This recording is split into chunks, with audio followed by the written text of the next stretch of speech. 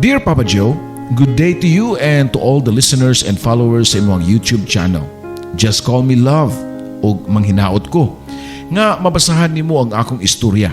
Complicated man good, kaayo kining akong love story, Papa Joe.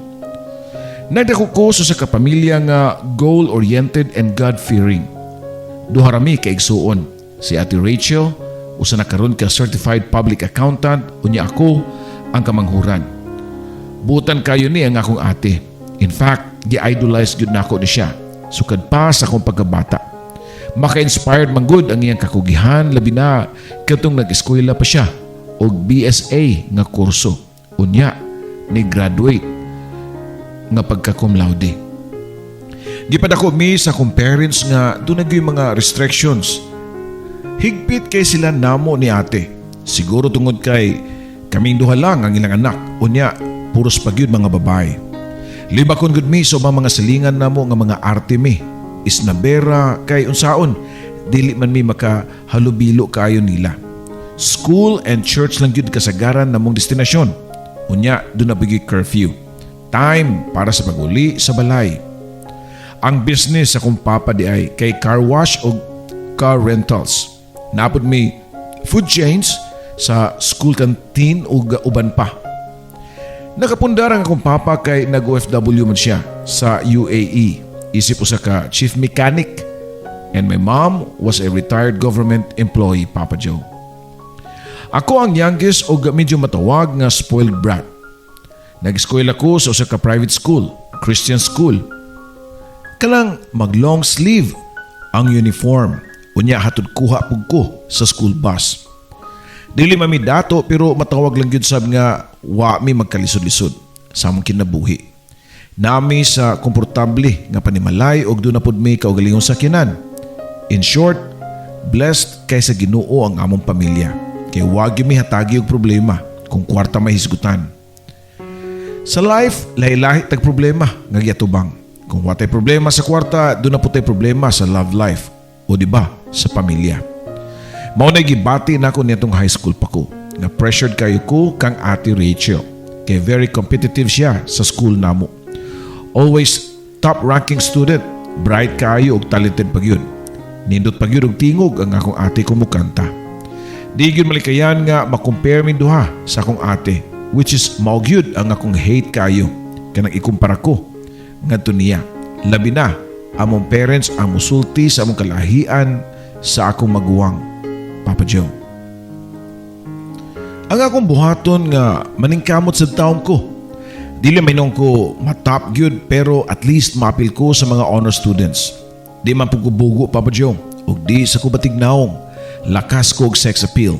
Taason ug dakuon ko nga pagkababae. Flawless pa kayo ang akong panit. Kung magkuyog ming duha sa akong ate, ako gyud ang mas head turner kay gamayon man nga pagkababae si ate. Kana ganin itabo nga mas maan pa ko nga maguwang unya si Ate Rachel ang manghod. Kung famous ang akong ate sa mga academic activities, naningkamot sab ko nga mo excel through extracurricular activities. Mao nga ni join ko sa banda sa school ug ako ang twirler. Kung absent ang among majorette, ako ang mupuli. In short, di sa yug ko mabintahaan labi na sa mga eyes sa mga hot guys. Usa si Keith sa mga guys nga akong na-close kay kauban man ako siya sa banda. Gwapo kay siya, puti ug singkit ang mata. Desente pa kayo, manglihok-lihok ug opposite kayo ming duha. Kay ako, extrovert type. Si Keith, may pagka-introvert ug shy type. Hilumon pa kayo. Di mo tingog ug di nimo unhan. Bisan pa og opposite mig attitude niabot ang time nga nagka-close ming duha. Magatuan naman pod siya sa mua. Okay lang akong parents niya kay they know nga gikan sa mayong pamilya si Keith. Usaday siya ka half Chinese and his family owned a few businesses and merchandises. One time, akong gi-ask si mommy kung okay ra ba niya nga mag-uyab-uyab ko. Mi, okay ra nimo mag-uyab-uyab ko? Pangutana ko pa niya. Kinsa man si Keith? Uyab na day mong duha. Tubag pa ni mommy nga nasya ko sa iyang pangutana. Namakak lang ko kang mami kay sa tunada pa lang siyang tingog negative na kayo. Ang sabot nato baya, love, friends lang. Kamu na di ay, pangutanan sab ni mami nako.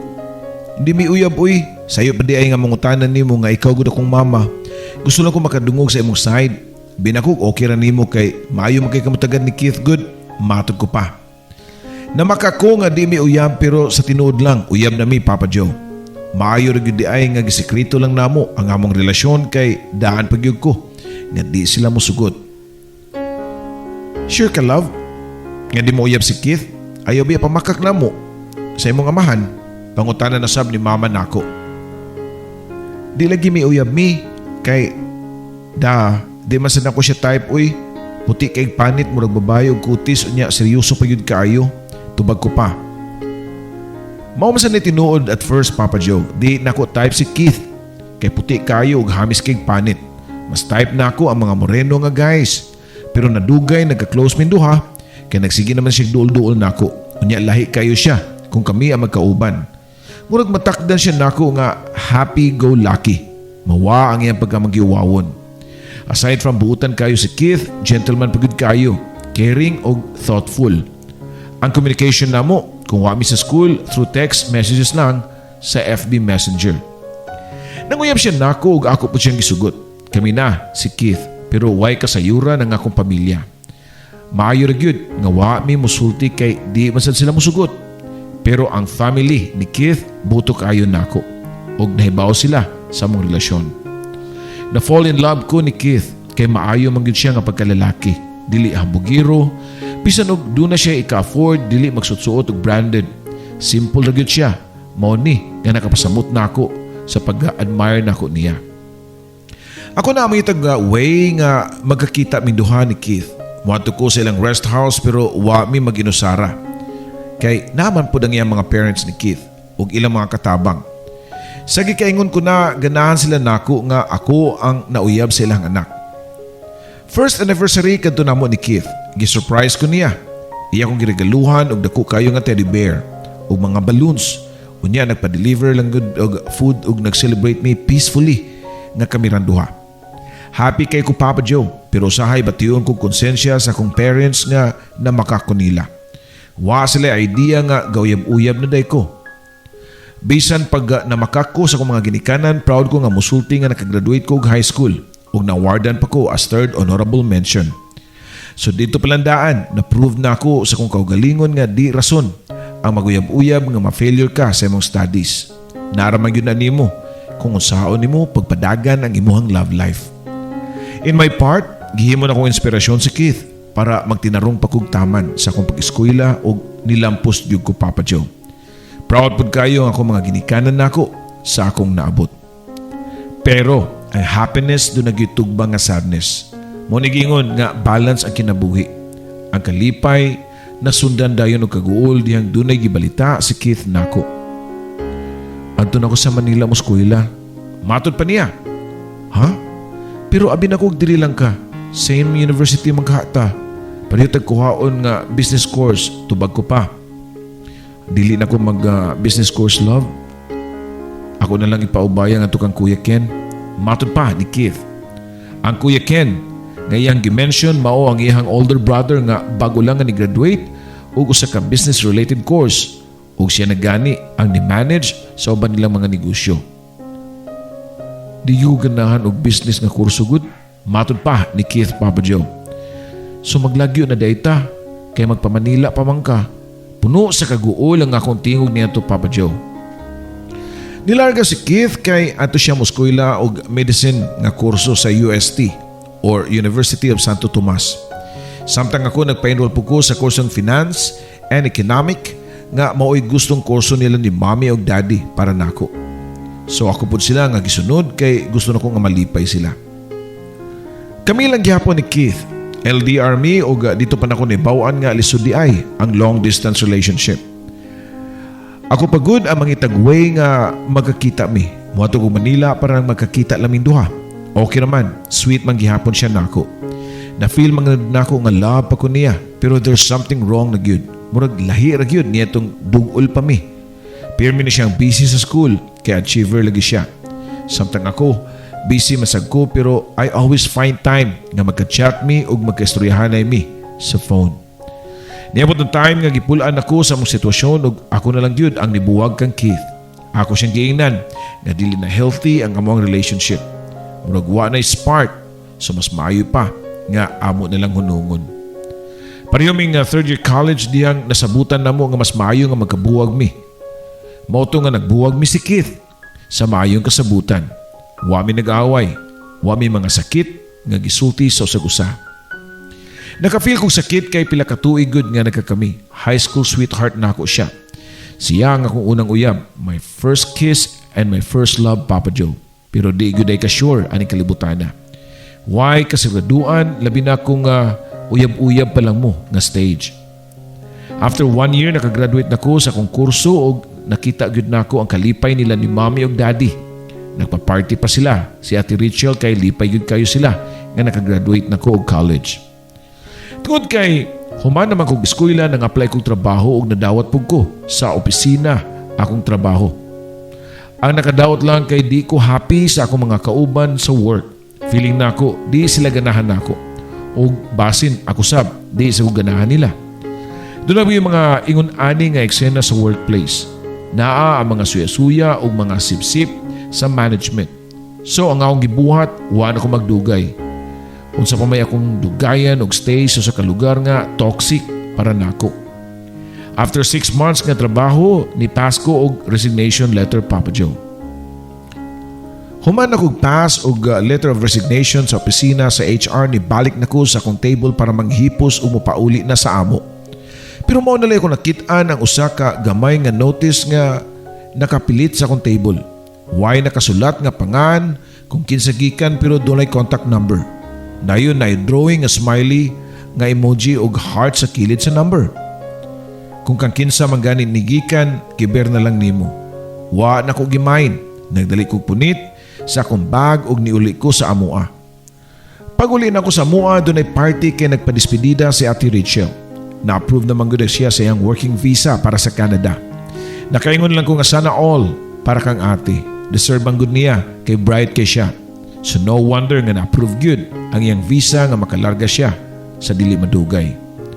Naguna-huna usad ko sa akong future, especially nga as of the moment jobless ko. Though wa ko magdali nga makatrabaho kay dili masab nako need nga manrabaho dayon kay naaman ko nga akong parents nga supportive nako. Pagkagabi niya na nakadawat ko og message sa akong Instagram gikan sa ka unknown nga tao. Pag-check nako sa iyang profile, na shock na lang ko nga si Mr. Lee ang nag-message nako. Si Mr. Lee mao ang akong manager sa akong trabahoan. I mean previous nga trabahoan. Ug niya itong taknaa sa iyang message nako ni-admit siya nga siya di ay ang nagpapilit og note sa ako ang table nga nakasuwat ang iyang cellphone number. Nagtuo siguro siya og ingon ana na lang gyud ko kadesperado nga mangita og textmate. Asa na ka nag-work ron, love? Pangutana pa ni Mr. Lee nako. Wala pa ko'y work, sir. Nara ko sa balay, nagtambay. Okay naman sab kay mas pilion pa na akong jobless kaysa makauban na ako mga toxic na mga tao. Tubag ko pa. Okay naman gud mga workers diri. Misunderstood lang siguro kanila. O ikaw sab, nga doon nila. Need lang siguro mo og mag-team building. Pero it's too late. Para ana kay niresign naman ka. Anyways, doon ako ilang tuyo nimo. Di na lang ko magpa-tumpik-tumpik pa. Ang kuno na ko, love, nga interesado ko nimo. Sayang lang kay niresign ka. Nagulgyug ko nga wala ka sa office. Di na ko kakita nimo. Nanguyab diretso si Mr. Lee nakop niya to Papa Joe. Pero wala ko siya tagay og sign nga nakagusto po ko niya. Everyday mo chat siya nako. Ug muhangyo nga makig-date ug mga daw sa gawas. Pero wag yung ko mupatol niya. Usa ka adlaw ni Anton na shock na lang ko kay kalit siya nga niabot sa mua og nakigatubang gyud kang mami. May gabi, ma'am, niari gyud ko kay mamisita ko sa imong anak nga si Love. Pero di ko makikistorya niya kung di ko una nga makapanangid nimo. Ingon magud siya nga mong di pa siya maguyab-uyab kay strikta kuno kayo ang iyang mami. Dili daw musugot nga maguyab-uyab siya. Mao nga niadyo ko para personal nga pangayoon ng imong blessings nga maguyab ko sa imong anak. Ni-smile si mami. Katupaw kita niya nga nakauyon og lalaki. Kasi ba ingon nga dili ko musugot. Pwede na siya maguyab-uyab oy kay sakto na siya siyang edad. Nakagraduate na sa bug college. Tubag pa sa akong inahan. So kanya to magbisitahan na si Lee nako. Okay ra nila ni mami ug daddy kay buutan man. Marespeto nga pagkalalaki o niya financially stable pod ug labaw sa tanan. Nindot ang family background, dili gikan sa broken family. After 5 months nga nauyab si Lee nako, ako siyang gisugot, Papa Joe. Ang nakanindot kay ganahan ang akong parents niya. Pagtuogan ni nila nga first na akong uyab si Lee. Wa man sila kabaw nga nagkauyab ni Keith before. Okay kayo mong relasyon kay nauyunan mi both sa mong family. Happy na lang pug ko og tungod niya to gihatag na ko kang Lee ang tanan, including ang akong lawas. Yes, we shared some same bed sometimes. We sleep together and syempre, di yun na malikayan ka nagingon nga nilapaay sa leon o karniro. Everything is going strong, especially na mong duha ni Lee. I love him so much and I know nga he loves me too. Doon na plano ang among isikagdikanan nga ipakasal namin duha. Okay ra masab kay usa pa may pangitaon na ako nga stable naman si Lee. I know mga makabuhi siya nako ug mahatag niya ang ako ang mga gusto, pero dili raman gud kutob diha, Papa Joe. Doon ako ikaugalingon nga ambisyon sa akong kinabuhi. Gusto ko nga makabaton og kaugalingong career. Di ko gusto nga makontento lang nga easy plain housewife lang unya magsalig sa bana. Nasulti ko ni tungod kay nang-apply kong trabaho sa Canada. Pinaagi sa tabang ni Ate Rachel nga stable na kaayo sa trabaho niya sa Canada. Nadawat ko og motoy akong problema kung usaon ako pagsulti si Lee. Di ko gusto nga masakitan siya pero dapat gyud na akong isulti niya kay sunod adlaw ang akong flight na paingon sa Canada. Unsa mo larga ka? Ganun wa man ka nagsulti nako. Nang-apply ka nga wa magpahibaw nako. Mularga na kasunod adlaw pero karon lang ka nagpahibaw nako. Matod pa niya nako nga suko kayo sagol kaguol ang iyang gibati. Sorry Lee, pero God knows yun nga gusto ti kasultian kaysa sa tanan. Pero kay baw ko nga di ka musugot. Tubag ko pa. So kay baw ka nga di ko musugot pero nagtuman ka. Di ba nagkasabot naman ta nga magpakasal na ta next year? O saan naman to? Quits na tong atong plano nga magpakasal ta? Pangutana pa niya nako. Kaila ko na si Lee o di gyud siya musugot nga mularga ko. Lee, kinsa maingon nimo nga wala na tong plano nato? Mao ganing gibuhat ko ni para naton duha sab. Para proud ka nako nga aduna ko'y career, isip imong asawa. Dili pabigat ba? Kana bang dependent sa bana? Matod ko pa niya. I don't care og kung sa isulti sa bang tao, love. Ako ning life, ato ning duha. Doon na tayo mga plano og bisan pa di ka malarga og Canada. Bisan pa og di ka mantrabaho, kaya man kang buhion. Bisan pagpila ka buok atong anak, kaya na kong hatagan og may kinabuhi. Nakasabot ko nga lisod pag yung dawaton para kang Lee, kay bag-o pa man. Pero pagkaugma, nadawat ra niya. Hantod na, sa adlaw sa akong paglarga. Sakit masab kayo nako nga biyaan siya. Sakto gyud ang kanta nga It Hurts to Say Goodbye. Naghila ko, sukad pa pagikan nako sa mua hangtod naabot ko sa airport. Gihatod ko ni Lee nga pareho naming duha nga nanghubag ang among mga mata sa paghinilakay. Musud na ko para maka-check-in ha. Di na ka pwede sa sud. So, ato na ko ha. Remember nga, this is not goodbye. Mubalik pa ko para mapakasal ta dayon. Kuhaon ti ka og ato ta mamuyo sa Canada. Matag ko pa kang Lee, Papa Joe. Pero nito nasab ang iyang mga luha o niya ni kiss sa akong lips dayon igakus na ako og hugot kaayo. I love you so much, Lee. Promise nga mabalik ko. Og i-promise sab nga di pa ka mangitaglain ha. Og ako ra gyud bisan og LDR ta. Matod pa nako niya. Dunay kalit nga ni santop sa kung unahuna niya to. Dili to ang unang higayon nga naghilako sa airport kay magkalagyo nami. Ingon po niya to ang nitabo namo kang Keith. Diyang gihatod nako siya sa airport padung sa Manila. Manila ra ganito, Papa Joe. Duol ra kaayo. Pero wa nag-work ang long distance relationship na mo ni Keith. O nagkabuwag yun mi. And hopefully, di lang unta mahisama ang among relasyon ni Lee. Lahi man sa tunga time. Karon pareho namin nga mga matured ni Lee. Sure ko nga mag-work ang among LDR. Tungod kay pareho na mo love ang usag-usa. Gibiyan ako si Lee nga naghilak paghihapon. Kinahanglan ako mulakaw para di ko mabiyaan sa eroplano. Pila ra may istorya nakaabot gigug Canada ug si Ate Rachel ang nisugat na ako sa airport. Anak pug ko sa iyang balay magstay kauban sa iyang husband nga Canadian national. Pagkagabi ni Ana nanawag dayon si Lee nako sa messenger ug naghilak pagyud siya Papa Joe.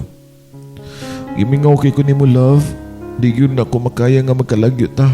Naanad namgugo nga kauban ta pirmi. Kauban ta mukaon, kauban ta nga magmoling, kauban ta manimba. Karon nga wa na ka sa akong tupad. Hasta atong dog nga si Shadow mangita nimo. Di na mukaon. Ikaw ang gipangitaan ni. Matud pa ni Lee nga nagbako pa. O gipakita pa niya sa video call ang among dog nga regalo niya nako sa among anniversary. Nisabot kog hilak Papa Joe. Kung sa may buhaton ako, alangan naman og mubalik kog sakay sa aeroplano paingon sa Pilipinas. Mayon ta og murag Manila lang ang kalayon, ang Canada ug ang Pilipinas. Nagpakalig-on gyud ko sa akong gibati. Mingaw kayo ko nila ni Mommy ug Daddy. Mingaw na kayo ko kang Lee ug sa amuang dog nga si Shadow. Pero ako lang yung giantos ang akong kamingaw tanan.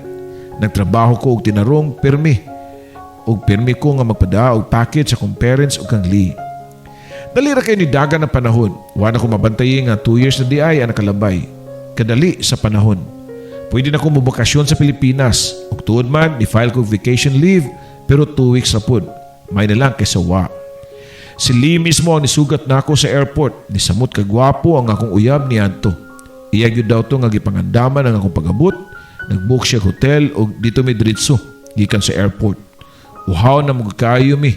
Parihong gutom ang leon o karniro. Gisulit yun na mo ang mong bakasyon pag-spend ako time sa akong mga parents o kang Lee. And also kang Shadow. Nga mo ang iro. Time flies really fast when you're having fun. Murag kahapon lang ko naabot pero 2 weeks na di ay sa Pilipinas o kinahanglan na nga mubalik sa Canada. Lain na sad nga inilakay ang nitabo sa airport. Kapait ko di ay ng LDR. Matod ko pa sa kung nahuna. Huna-hunaon lang nato Lee nga ugma mubalik na pug ko. Dali ra kayo ng 2 years oy. Paspas naman kayo ang panahon. After 2 years mapakasal na ta. Muna gikasabutan nila ni Mommy o ni Tita Hailey nga mother ni Lee. After 2 years, Papa Joe mubalik ko para magpakasal mi ni Lee. Yes love, I'll be the happiest. Mag-honeymoon ta sa Bali, Indonesia.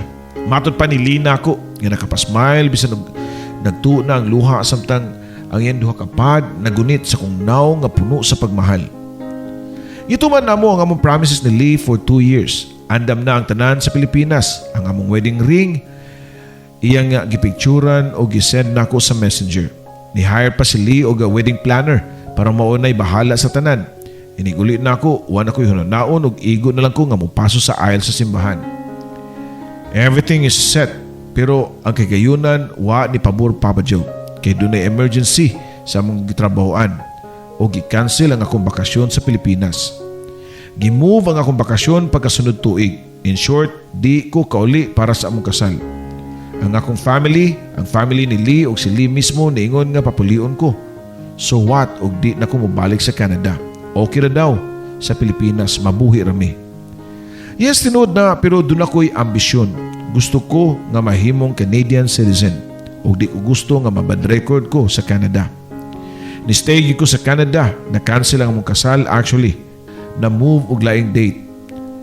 Okay raman gihapon pero ang nakadaot lang kay murag dunay na usab. Di ko sure kung ako ba ang nagbag-o or si Lee. Rason lang siguro nako nga si Lee ang nag-change. Maybe ako gyud Papa Joe. Kay gisamutan nga nagka-communicate pa migbalik ni Keith. Katong akong first love pag high school. Medical doctor nako og ni ako sa Sydney, Australia. Matod pa niya nako. Wow, social, I'm happy for you Keith. Og by the way, di ay kaslunon ako sa akong boyfriend sa Pilipinas nga si Lee. Dapat last year lang kami gikasal pero na-extend akong contract mo nga gipostpone na mo. Pagbalita pa nako kang Keith.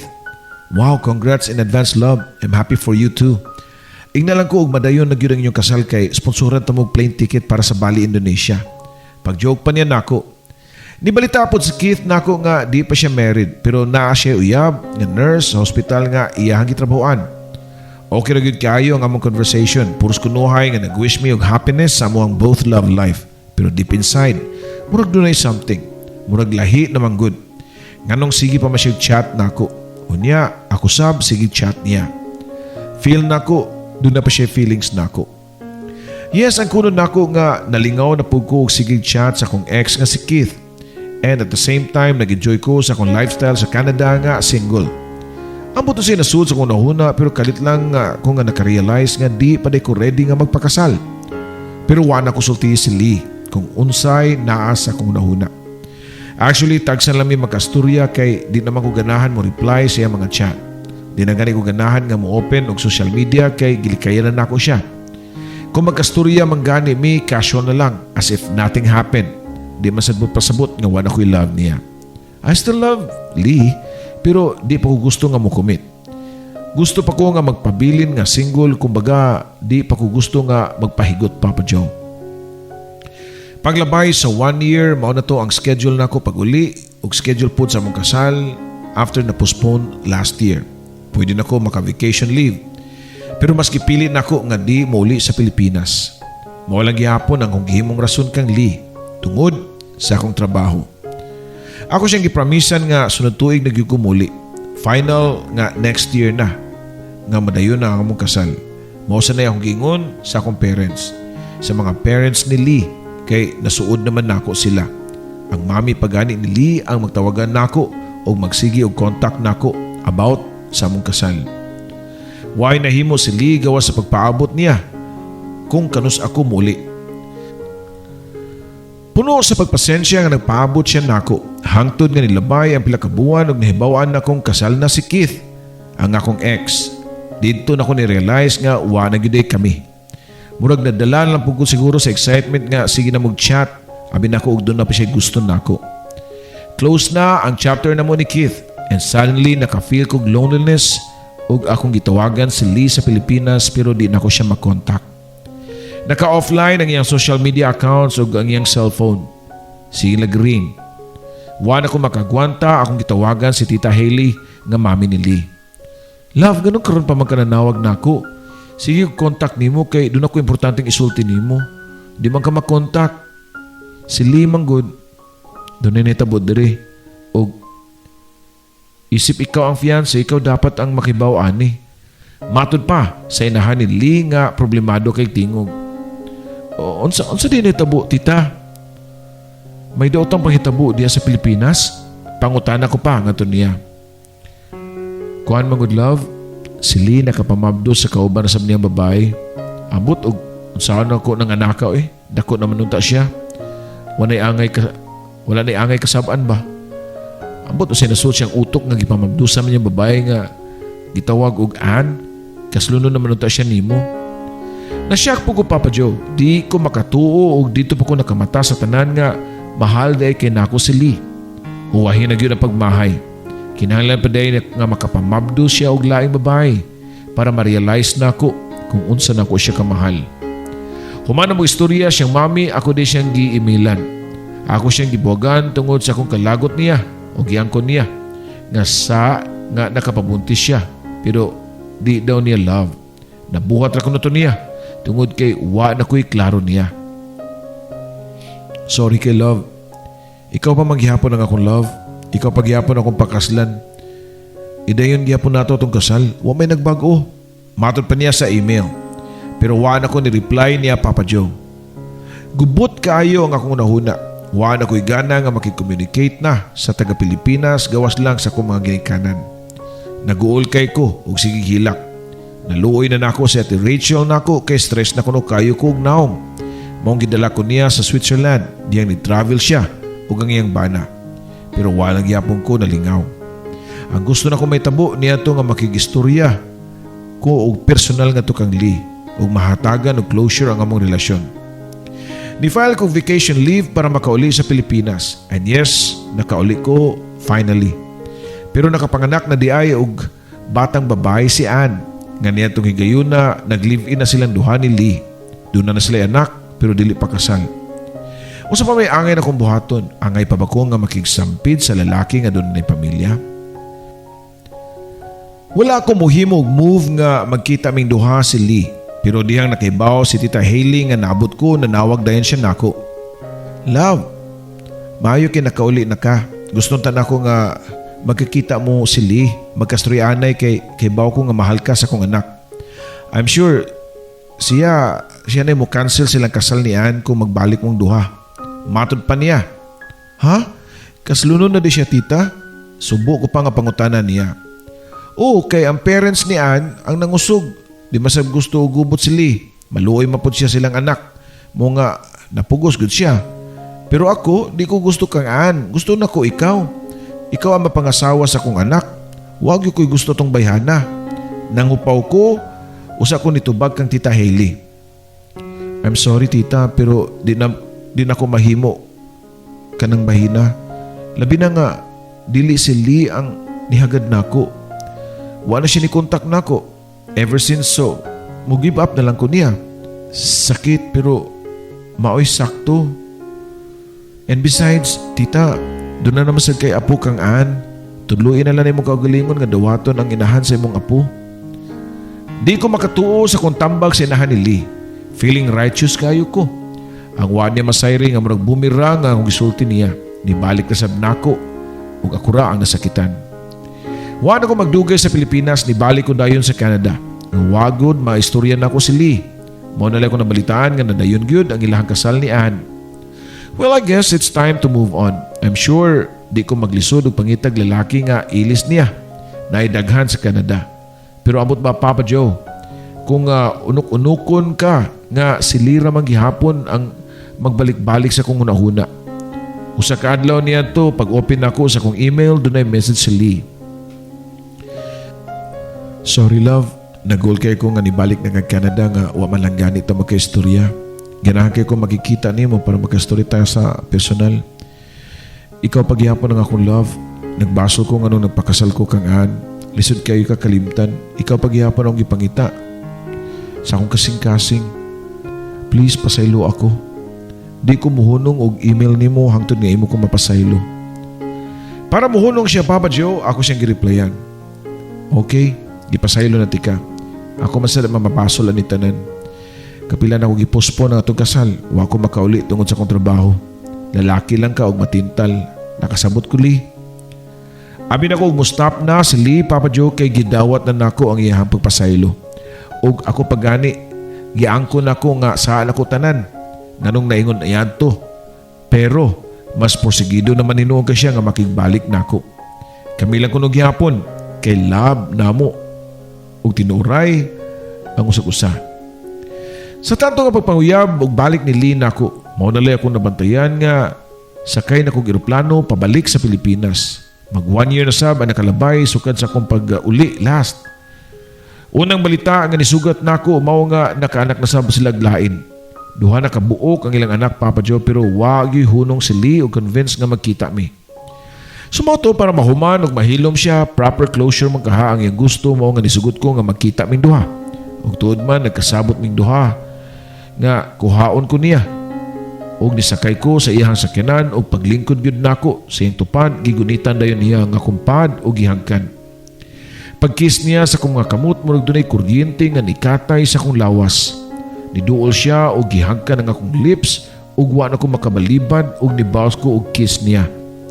Daling nga gipaharurot ni Lee ang iyang sakyanan og niadto mi sa pinakaduol nga motel.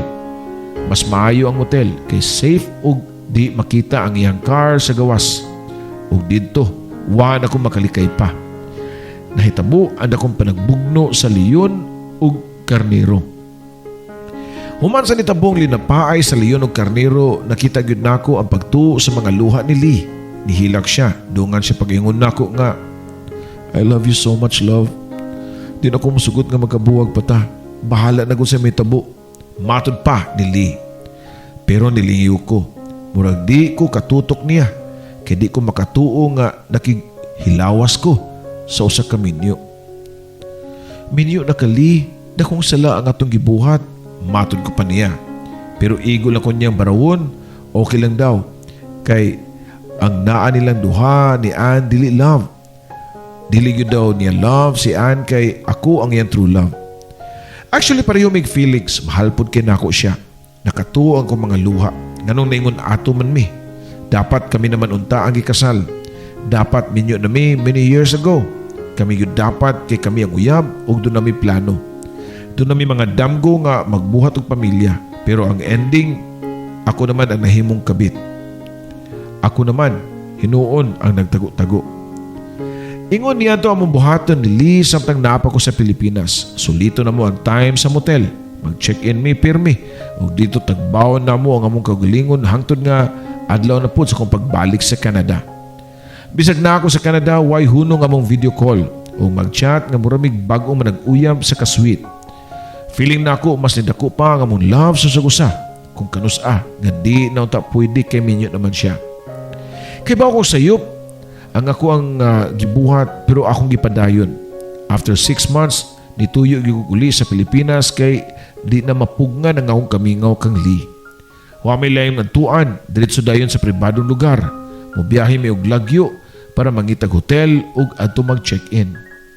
Human sa dakong bugno sa leyon og karnero, gihigda na nako ang akong likod nga flat sa kama. Nahilom ko nga nagtan-aw ibabaw sa kisame. Na-imagine nako ang mga naong sa duha ka mga anak ni Lee nga nagtan-aw nako. Kalit ko nga nibangon og ningon kang Lee nga, magbuwag na lang siguro ta Lee. Di na ko ma-imagine akong kagalingon nga nahimong usa ka kabit. Naluoy na ko sa imong mga anak. Matod ko pa niya nga kahila ko na. Pero giwapuhap niya nga akong buko-buko o gihagkan. Stress lang ka sa biyahe. Ayaw pag-unahuna og negative love. Ang unahuna amaw kita. Happy tanduha. Mora na importante. Sige na katug na. Matod pa ni Lee. Iya na kong pahigdaon sa mga bukton o di madugay makatug dayon ko. Di na gyud siguro ko makagawas sa akong nasudlan. Di na ko makaiskapo sa kung gugmang nag-urus-urus na kang Lee. So many times nga gusto na ko siyang buwagan pero di na ko makaya, Papa Joe. Before ko nilarga o balik sa Canada, doon na siya gisulti na ako. Gusto na ko makigbuwag kangan. Ipaanol na ako among kasal para muapas ko nimo sa Canada ug magpuyo tanduha. Gawa na ibabag atong relasyon. Matod pa ni Lee nako. Wa ko nitubag kay wa sa ko masayod sa itubag niya. Yes, gusto ko nga magkauban ming duha. Nindot ko diyang plano kung muapas siya na ako sa Canada. Way manghilabot namo. Way mga mata sa marites nga mutuligsa na mong duha sa mo ang pagka-immoral. Pero kung makaunaw na gani ko sa duha ka mga anak, babae niya, makonsensya ko. What if makibawa kong parents nga mga perfectionist? I'm sure itakwil ko nila o i-compare dayon ko sa akong perfect sister nga si Ate Rachel. Kung diyan successful gani siyang career, successful pa sa family ug love life. How I wish nga sama ko kang Ate Rachel ug life. Ngano masabuhi nga nagka-complicated man ang akong life. Dili na ko gusto nga ani Papa Joe. Gusto ko mapareho sa akong ate nga gi-idolize na ako sugad pa sa mong pagkabata hangtod karon. Pero lisod man buhaton tungod sa gitawag og stupid love.